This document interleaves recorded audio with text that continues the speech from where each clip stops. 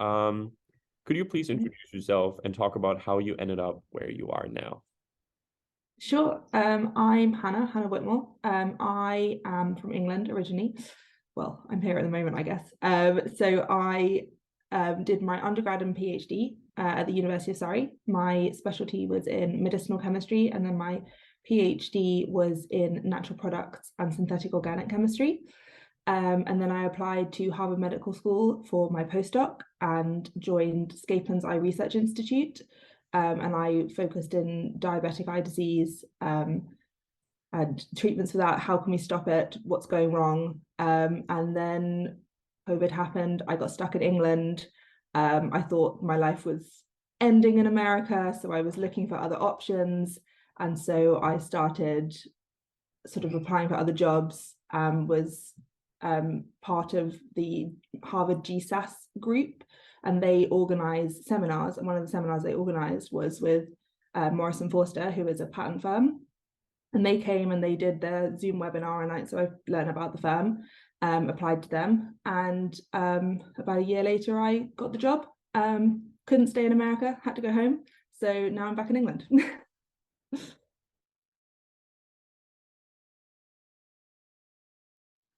Okay, cool. So how did your PhD or postdoc, which for you was a postdoc, right? Prepare you for the job that you're currently in with Morrison Foerster? I would say also, I think both of them did. So I would say that if you want to become a patent attorney, or if you want to work in patent law, you have to have a degree in STEM. So that's, any kind of science, engineering, technical kind of background. You have to really understand that science background, because you're going to be exposed to clients' inventions in areas that you do not know. So my background, like I said, is in chemistry, medicinal chemistry, cell biology, but I work on client projects and inventions across huge spectra, like all the way through to like AI and things that I'd never had any experience with before. So having that baseline scientific knowledge is super important. And having sort of an interest in law is obviously very important. There's no point going into a patent law job if you've got no interest in sort of the law side of it. But I'd say that specifically having the PhD and the postdoc prepared me by giving me a really great baseline in science across like quite a broad range of science, but also learning how to prioritize my projects, juggling things at the same time, writing papers, like that's really important, being able to write well. So I'd say, yeah, they definitely helped.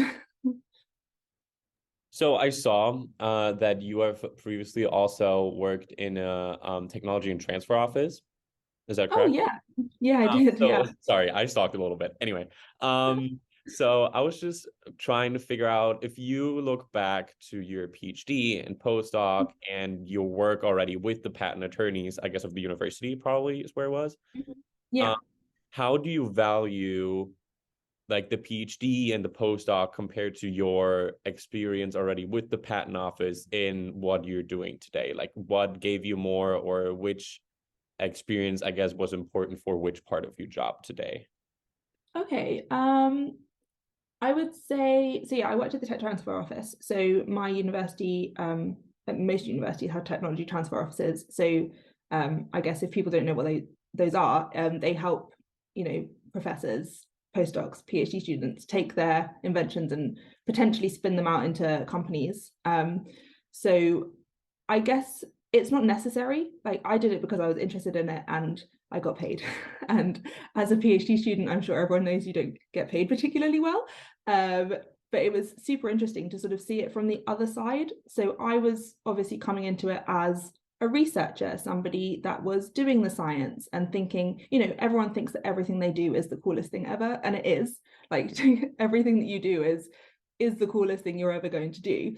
But seeing it from that other side of sort of the more logical, less emotional side of it, where you've got to sort of balance risk and costs and sort of see what actually is possible in the space, was super interesting. So I it's not necessary to get into the job. Like, I'm not saying that everyone needs to go bang on the door of their technology transfer office at their university and demand a job, but I'd say it's a nice little insight in a slightly potentially more gentle environment than going into sort of directly into a patent law office.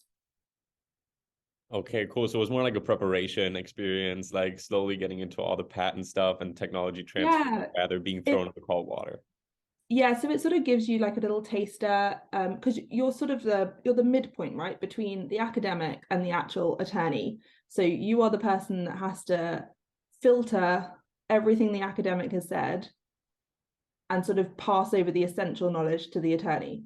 So you are sort of that like keystone in the middle, trying to figure out what is actually the most important thing and what is the invention and what needs to get passed along down that road.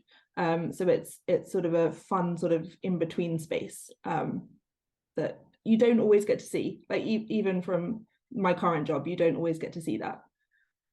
Okay, cool. Thank you. Cool. Thank you. So I guess when we talk about your position in academia and the one in industry, what do you think are the biggest differences from, especially like the PhD and postdoc, because you already did the technology and transfer office, which was really cool and kind of more into what you're doing today, maybe. But like if you think about your experience as a PhD and postdoc, so mainly academia to what you're doing today, what's like the biggest differences that you can think about? I would say so. Everything I do now is for on behalf of, in the best interest of a client. So they are the most important person in every decision that is made.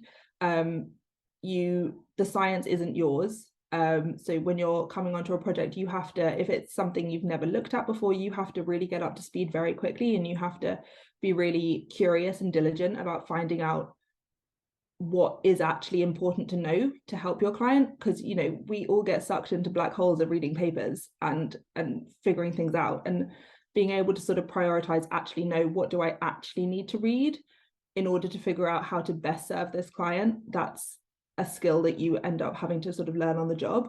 So you're being more like logical in the approach rather than sort of, I feel like as researchers you can get quite emotionally attached to your work. So there's a much more like logical approach to it. And also just the amount of science that you see. So, as a postdoc, I was at Harvard Medical School. It is an enormous institution.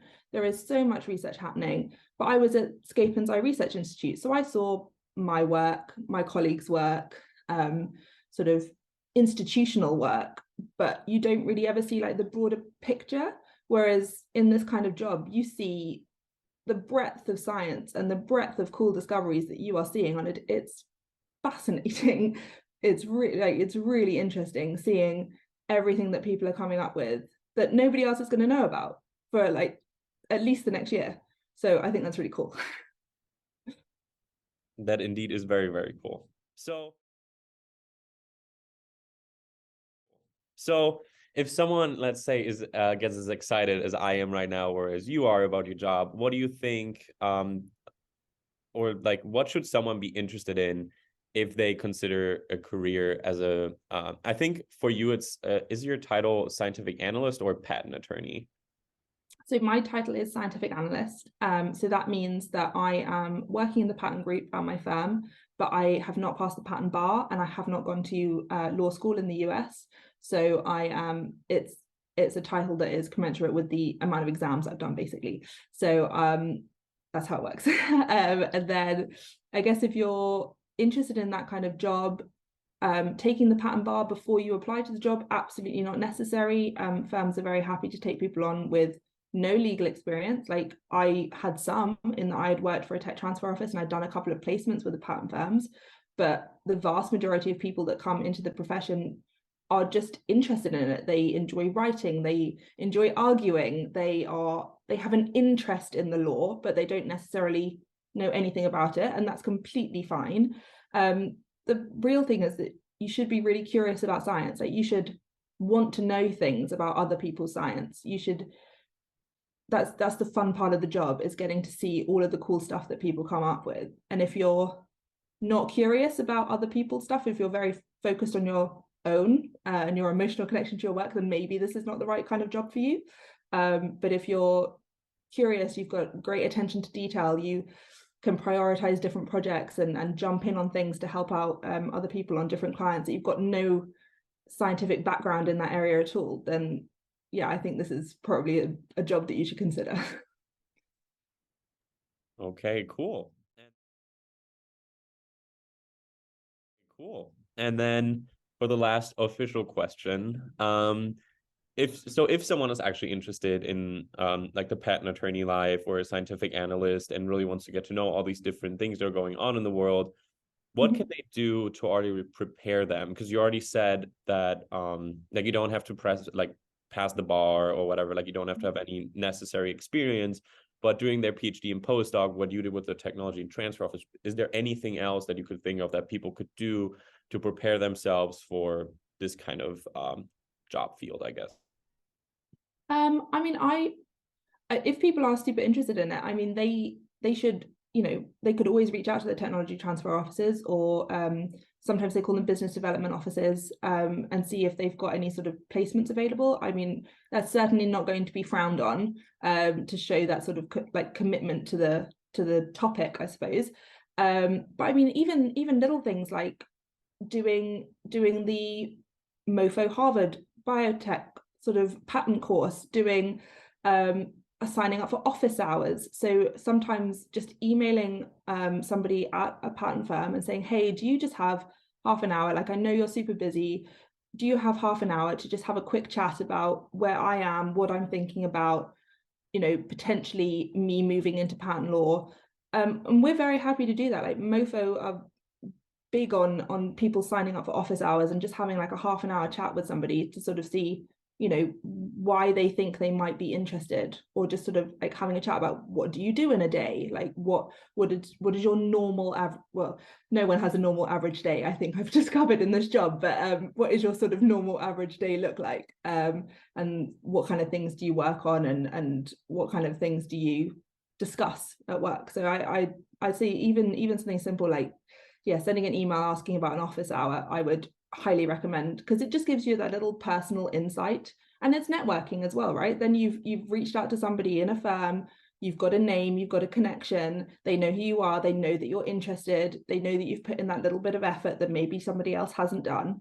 So I think it's all about, yeah, a little bit of networking and a little bit of putting yourself out there and maybe being a little bit uncomfortable, but in a safe, good environment.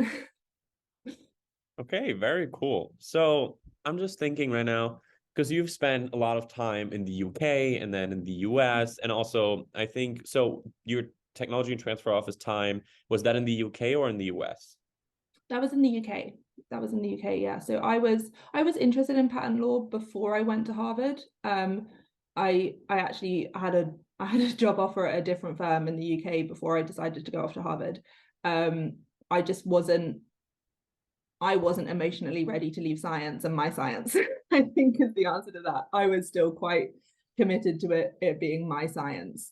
And then, yeah, went off to Harvard, did the postdoc. I think for me, if COVID hadn't happened, maybe things would have been different.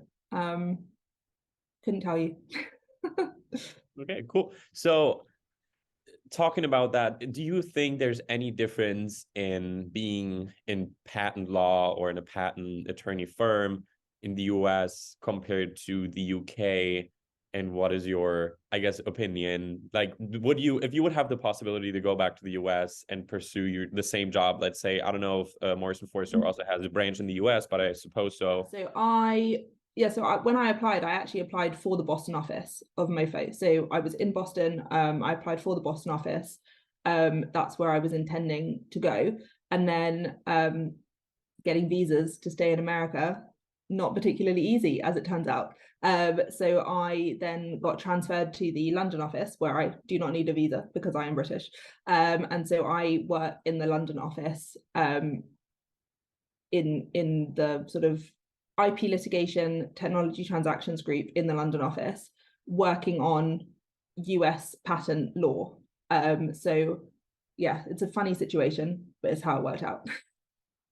Well, that's, I think, is really cool. Once again, showing like this globalization, like you can be everywhere and anywhere and just still work on like the patent law, I guess, that you've experienced in the US, and also kind of influence what you've learned in the UK in your prior time. So that's really, really cool. Mhm.